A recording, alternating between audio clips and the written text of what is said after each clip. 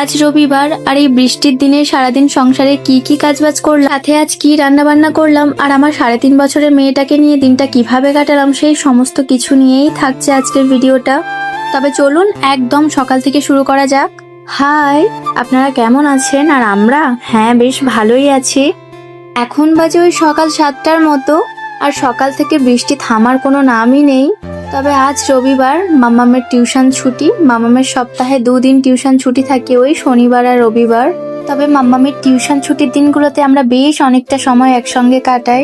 আজ তাই হাতে সময় নিয়ে তাড়াহুড়ো না করে ওকে রেডি করিয়ে দিলাম। বাড়ির বাড়তি আশিবাসি কাজকর্মগুলো ওই আজ সকাল সকালই সেরে ফেলেছি, হাতে বেশ খানিকটা সময় নিয়ে। তবে এই দুটো দিন আমি হাতে বেশ সময় নিয়ে রুমগুলো ডিপ ক্লিন করতে পারি। তবে অন্যান্য দিন যে একদমই ক্লিন করি না রুমগুলো তা নয়, কিন্তু এই দুটো দিন শনিবার রবিবার হাতে বেশ খানিকটা সময় নিয়েই রুমগুলো পরিষ্কার করা যায়। যাই হোক, সকালবেলা রেডি হয়ে ফ্রেশ হয়ে নিয়েছি, আর এখন এই সকালের ব্রেকফাস্ট করব। আর ব্রেকফাস্টে ছিল লুচি আর সাদা আলুর তরকারি। তবে এই কয়েকদিন ধরে যা বৃষ্টি শুরু হয়েছে, আগের দিন রাতে বানিয়েছিলাম লুচি আর সাদা আলুর তরকারি। তবে এই সাদা আলুর তরকারি একদম ফিকে বা সাদা হলে আমার একদম ভালো লাগে না, সেই জন্য আর কি মশলার পরিমাণে একটু বদল এনে একদম নিজের মতো করেই রান্না করলাম।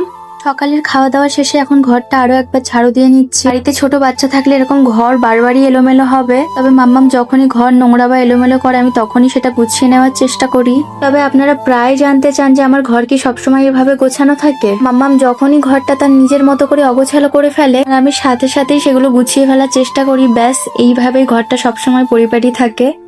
আজ সকাল থেকে ভীষণ বৃষ্টি, আর সেই সাথে সাথে মাম্মামের পাপা বাজার থেকেও কিনে পাঠিয়ে দিল মুরগির মাংস। আসলে এই বৃষ্টির ওয়েদারে কিন্তু রিচ খাবার দাবার খেতে আমাদের সবারই বেশ ভালো লাগে।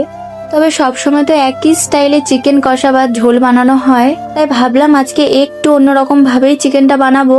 তবে এই 4টে বছর সংসার করার পরেও না, এখনো মাঝে মাঝে রান্নায় ভুল ত্রুটি হয়েই যায়। তবে আপনারা প্রায় কমেন্টে বলেন যে দিদি, আপনার এই সিম্পল রান্না বান্নার ভিডিও দেখতে কিন্তু আমাদের বেশ ভালো লাগে। আমার একজন মিষ্টি ভিউয়ার আলিয়া বলেছে, দিদি তোমাকে আমার ভীষণ ভালো লাগে, আর তার সাথে তোমার ব্লগগুলো দেখতেও ভীষণ ভালো লাগে। সংসার বাচ্চা সামলে ভিডিও করে যখন আপনাদের থেকে সুন্দর সুন্দর কমেন্ট আর ভালোবাসাগুলো পাই, সত্যি মনটা ভরে যায়। তবে আপনাদের এই ভালোবাসা, এত সাপোর্ট আমাকে নতুন করে শক্তি দেয়। সত্যি এটুকু ভালোবাসা আমার অনেক বড় পাওয়া। আর এই 1 বছরের মধ্যে আমি ফেসবুক প্ল্যাটফর্ম থেকে অনেক কিছুই অর্জন করেছি, আর সাথে তো আপনাদের ভালোবাসা আর সাপোর্ট রয়েছেই। যাই হোক, অনেক কিছুই বলে ফেললাম, এবার আসি রান্না বান্নার দিকে। ওই যে বলেছিলাম মুরগির মাংসটা আজকে একটু অন্যরকম ভাবে বানাবো।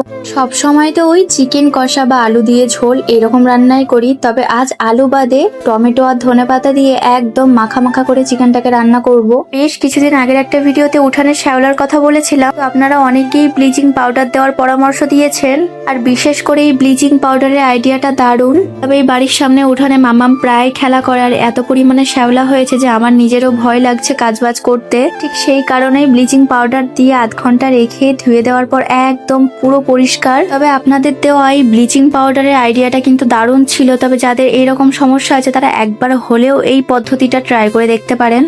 আর এই ব্লিচিং পাউডারের গন্ধটা যেহেতু ভীষণ বাজে, তাই মাম্মামকে ঘরের মধ্যেই খেলতে দিয়েছিলাম। আর কাজবাজ শেষে রুমের মধ্যে এসে দেখেছি এইভাবে ঘুমিয়ে পড়েছে। তবে বাচ্চারা দুষ্টুমি করলে, জ্বালাতন করলে আমাদের মায়েদের মনে হয় কখন একটু ঘুমাবে আর আমরা একটু ফাঁকা টাইম পাবো। তবে যখন ঘুমিয়ে পড়ে মনটা ভীষণ ছটফট করে, মনে হয় কখন ঘুম থেকে উঠবে আবার একটু দুষ্টুমি করবে। যাই হোক, আমার তো সবসময় এরকম মনে হয়। আপনাদেরও কি এরকম মনে হয়? অবশ্যই কমেন্টে জানাবেন।